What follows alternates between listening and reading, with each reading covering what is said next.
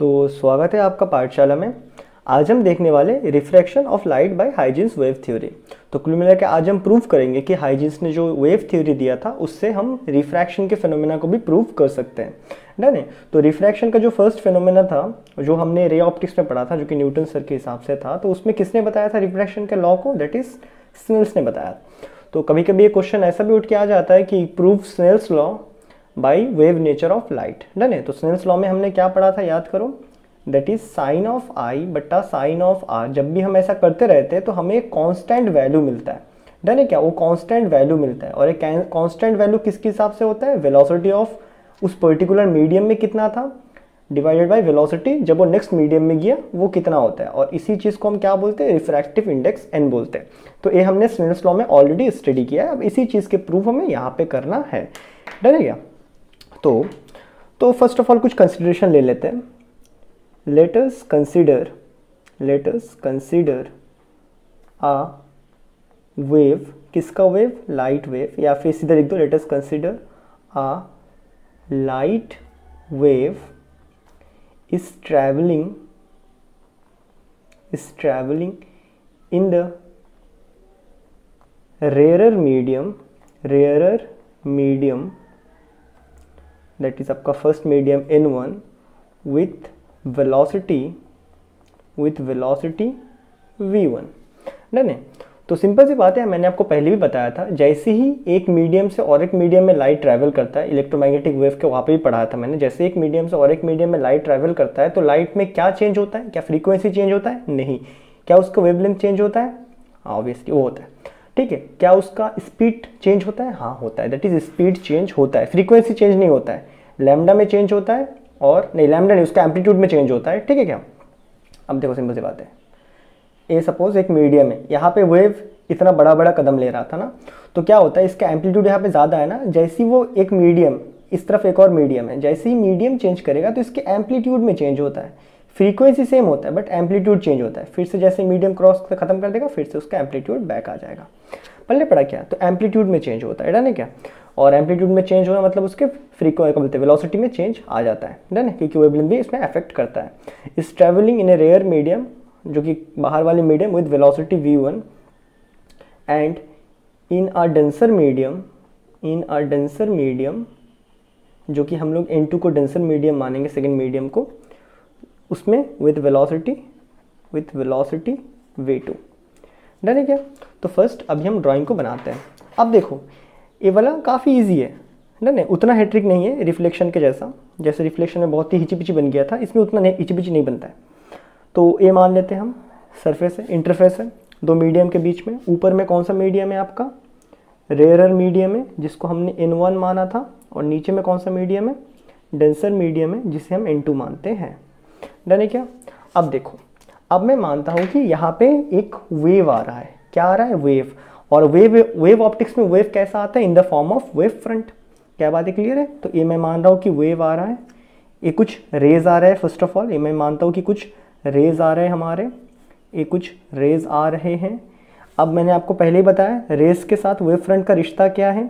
Race के साथ wave front का रिश्ता क्या है? वेव फ्रंट क्या होता है? रेस के नॉर्मल होते हैं। ये तो मैंने पहले ही बता के रखा है ना आपको। तो ये क्या बन जाएंगे? इसके वेव फ्रंट बन जाएंगे। ऐसे ऐसे करके क्या बन जाएगा? इसका वेव फ्रंट बन जाएगा। ये सारा क्या है? वेव फ्रंट है। डन है क्या? इक्वल टाइम के बाद इस तरह वेव फ्रंट बन रहे हैं। डन है क्या? क्या बातें क्लियर है? वेव फ्रंट ऐसे ऐसे बनेंगे। ओके। अब देखो, तो लास्ट जैसे मैंने वहाँ पे बताया था, ये आपका वेव फ्रंट आ रहा है। जैसे ही यहाँ पे आया वेव फ्रंट यहाँ पे टकरा गया। डन है क्या? यहाँ पे वेव फ्रंट टकराया। अब देखो, जब ये वेव फ्रंट यहाँ पे टकराया तो यहाँ पे भाई मिरर तो है नहीं जो इस तरह ये वाला पार्ट रिफ्लेक्ट करेगा और ये वाला पार्ट नीचे आते रहेगा। ये कौन सा मीडियम है? ये तो दूसरा मीडियम है जिसके अंदर लाइट पेनिट्रेट कर सकता है। तो अब सोचने वाली बात है, यहाँ पे ये जो वेव फ्रंट आ रहा था इसका एक पार्ट यहाँ पे स्ट्राइक कर चुका है और एक पार्ट यहीं पे है अभी भी। डन है, इनका नामकरण करेंगे। लेट द पॉइंट बी ए, इस पॉइंट को मानेंगे हम बी। अब देखो उसके बाद क्या होगा, जैसे वेव फ्रंट यहाँ पे टकराया उसके बाद भी ये ट्रैवल करेंगे। क्या बात है? क्लियर है? ये ट्रैवल करेंगे।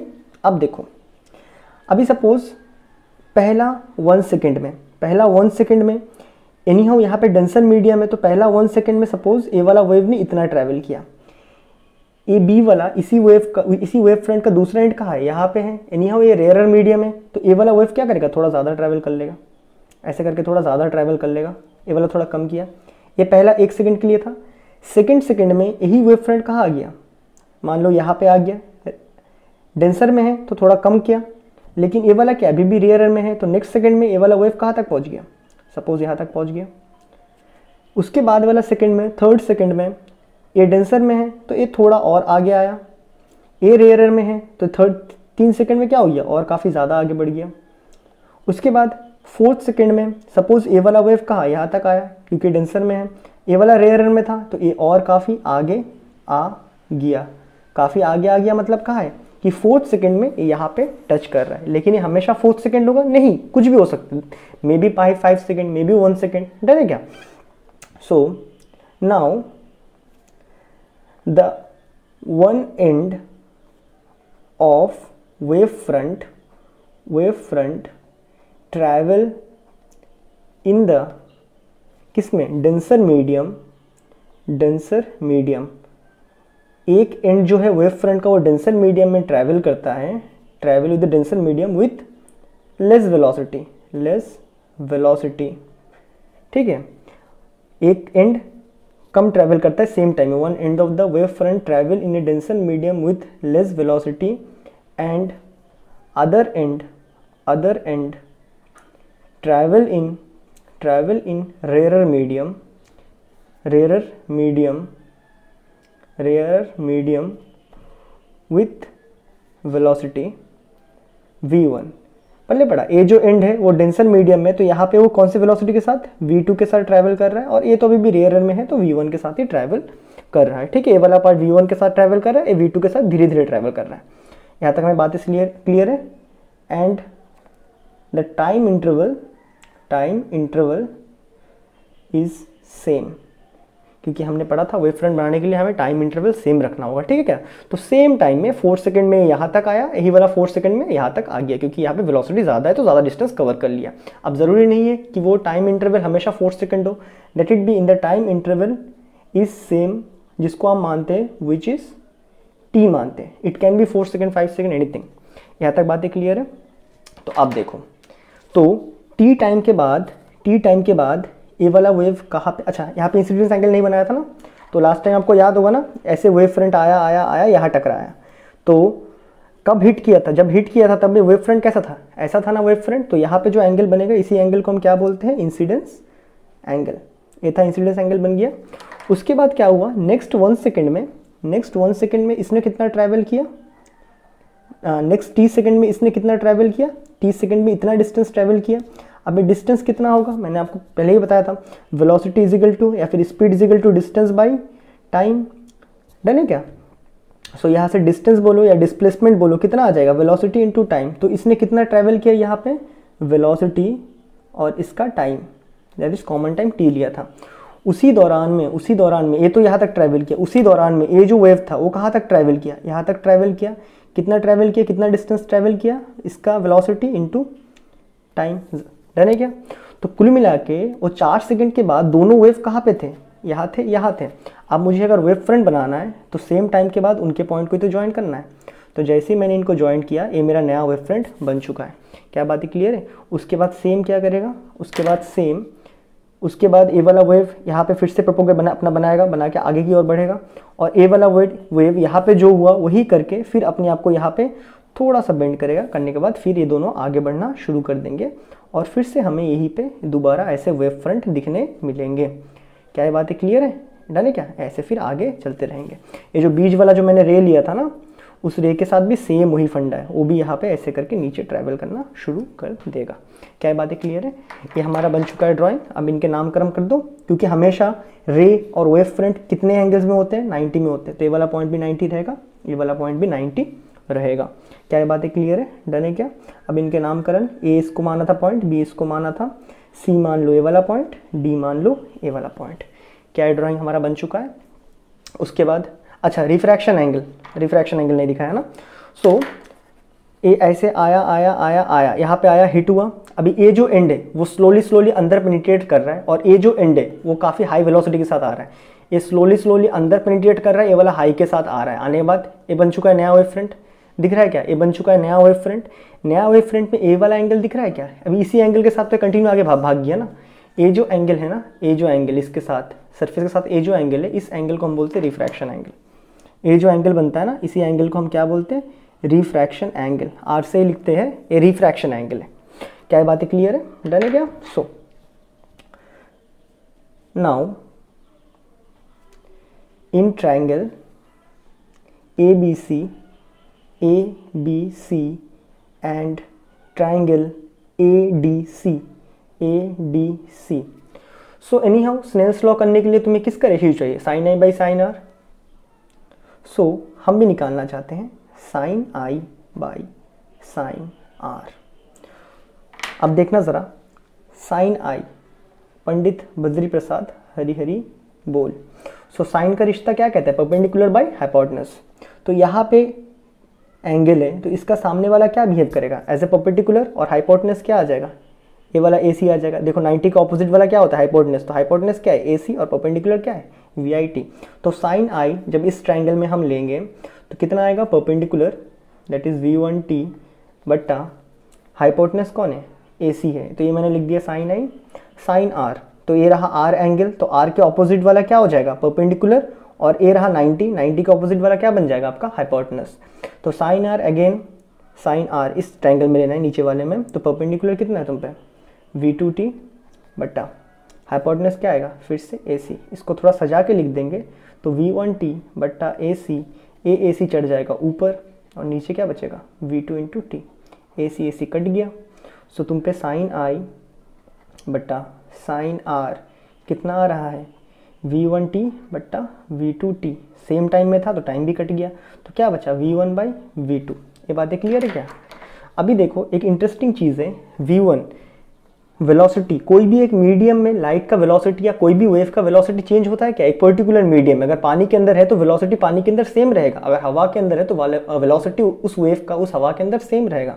That is V1 by V2, velocity of a wave in a particular medium, कोई भी एक मीडियम। अब V1 किस में है, रेयर में है ना, पर्टिकुलर मीडियम इज सेम। कोई भी एक पर्टिकुलर मीडियम में वेलोसिटी क्या होता है, वेव का सेम होता है। सिमिलरली V2 ये भी क्या, एक वेलोसिटी है, velocity of A wave, velocity of wave किस मीडियम में, डेंसर मीडियम में। इन डेंसर मीडियम इज सेम। कुल मिला के वेलोसिटी ऑफ कोई भी वेव जो कि एक पर्टिकुलर मीडियम में वो सेम होता है। तो V1 क्या है, velocity of wave in rare medium जो कि सेम होता है। V2 क्या है, velocity of wave in denser medium जो अगेन सेम होता है। तो कुल मिला के हम यहाँ कहना क्या चाहते हैं, हम यहाँ कहना ये चाहते हैं कि sine I by sine r कर रहे हैं तो हमें दो कांस्टेंट मिलता है, that is velocity 1 by velocity 2 जो कि चेंज नहीं होता है। ये किसके बराबर हो जाएगा, फिर एक कांस्टेंट के बराबर है। और हमने देखा है वेलोसिटी को चेंज करने का जो पावर है उसी पावर को हम नाम क्या डाल के रखे हैं, रिफ्रैक्टिव इंडेक्स। क्या बात है क्लियर है। लाइट बेंड कैसे होता है, क्योंकि वेलोसिटी में चेंज होता है, मैंने इसको पहले ही पढ़ाया था आप लोगों को। तो कुल मिला के हमने यहाँ से प्रूफ कर दिया sine I by sine r जो कि वेलोसिटी का रेशियो है, इसी को हम क्या बोलते हैं, refractive index. Refractive index second medium का कितना है with compare to first medium. क्या ये बातें क्लियर है क्या, डन है क्या, डन। इसी को हम बोलते हैं एन, डन है। तो इसी को कहते हैं रिफ्रैक्टिव इंडेक्स जो कि एक कांस्टेंट वैल्यू होता है बेंड करने का। तो ये देखो हमने हाइजेंस के थ्योरी से हमने रिफ्रैक्शन ऑफ लाइट को भी हमने प्रूव कर दिया। क्या ये बातें क्लियर है। तो आई होप आपको ये वीडियो बहुत बढ़िया से समझ आया होगा। और हम देखने वाले नेक्स्ट वीडियो में कि कैसे, अभी देखो सुनो, अभी मैंने पहले भी बताया था कि रे ऑप्टिक्स से बहुत सारे फिनोमेना को प्रूव किया गया था, लेकिन उसके अलावा बहुत सारे फिनोमेना प्रूव नहीं हुए थे। तो जैसे कि हाइजीन ने यहाँ तक बताया कि रिफ्लेक्शन रिफ्रैक्शन प्रूव होता है, तो कुल मिला के लाइट हम लोग भी बोल पा रहे हैं, मतलब हाइजीन बोल पा रहा है कि लाइट एक वेव है। अगर लाइट एक वेव है तो ऑब्वियसली सुपरपोजिशन क्रिएट करेगा। सुपरपोजिशन मतलब एक बड़ा लहर आया, उसके ऊपर एक और लहर उठ गया और बड़ा लहर बना दिया। कल पल्ले पड़ा क्या, सुपरपोजिशन क्रिएट करेगा। तो हाइजीन सर हमें आगे बताएंगे कि हाँ लाइट सुपरपोजिशन भी क्रिएट कर सकता है। सर खाली पूरा थ्योरेटिकली लिख लिख के बताएंगे कि हाँ लाइट सुपरपोजिशन ये सब कुछ क्रिएट कर सकता है, लेकिन हम लोग जो हमारे जो साइंटिस्ट थे उन्होंने एक्सेप्ट नहीं किया था, क्योंकि उन्होंने बोला भाई प्रैक्टिकल करके दिखाओ तब हम मान लेंगे। लेकिन हाइजीन सर ने प्रैक्टिकल नहीं करके दिखा पाया था, सर ने बस पूरा थ्योरी लिख के दे दिया था, प्रैक्टिकल नहीं दे पाए थे। लेकिन उनके स्टूडेंट यंग्स ने प्रैक्टिकल करके दिखाया था, ठीक है। तो जैसे हाइजीन सर को आगे सर बताएंगे, नेक्स्ट वीडियो में हम देखेंगे कि कैसे एक लाइट वेव के जैसा बिहेव करता है, कैसे इसमें पॉसिबिलिटी है कि दो वेव मिलके एक बड़ा वेव बनाएगा, that is high brightness create करेगा, और दो वेव मिलके लो ब्राइटनेस क्रिएट करेगा। मतलब कुछ ऐसा है, आपके पास दो बल्ब है, आप दो लाइट से टॉर्च मार रहे हो, लेकिन आपको यहाँ पे अंधेरा दिख रहा है। सुनने में कितना अटपटा है ना। तो यही चीज़ सर बताएंगे, अगर लाइट एक वेव है तो आप दो लाइट टॉर्च से लाइट मार रहे हो और यहाँ पे आपको अंधेरा दिख रहा है, मतलब आप रोशनी दे तो रहे हो लेकिन आपको दिख कुछ नहीं रहा है क्या। तो इन चीज़ों को हम बोलते हैं कंस्ट्रक्टिव एंड डिस्ट्रक्टिव इंटरफेरेंस, जो कि हम नेक्स्ट वीडियो से पढ़ना शुरू करेंगे। क्या बात है, क्लियर है? तो तब तक के लिए गुड बाय।